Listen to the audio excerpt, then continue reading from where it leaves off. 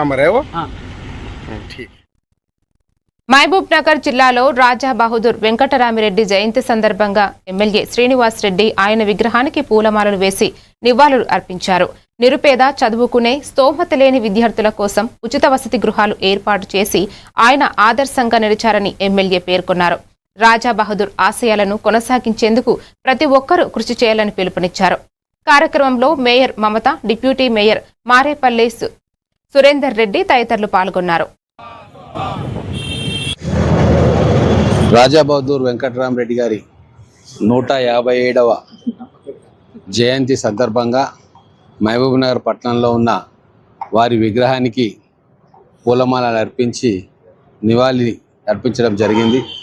నాతో పాటు ప్రారంభించడం జరిగింది.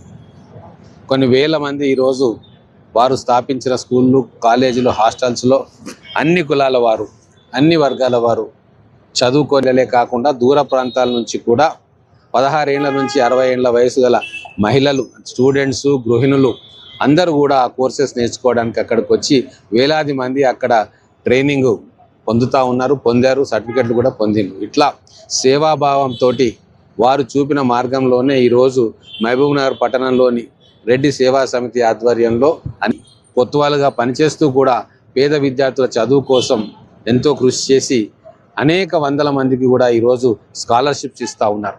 అది రెడ్డి హాస్టల్ నుంచి కావచ్చు, లేదా గౌడ హాస్టల్ కావచ్చు, వైశ్య హాస్టల్ కావచ్చు, మున్నూరు కాపుకు సంబంధించి పెరక హాస్టల్, ఇట్లా అనేక కులాలకు సంబంధించిన హాస్టల్స్ వాళ్ళు కూడా పిల్లలకు విద్యాబుద్ధి ఆప్యాయత లభించింది. వారికి నివాళులు అర్పించడానికి కూడా అందరూ కూడా వచ్చి వారు చేసిన సేవలను మరొక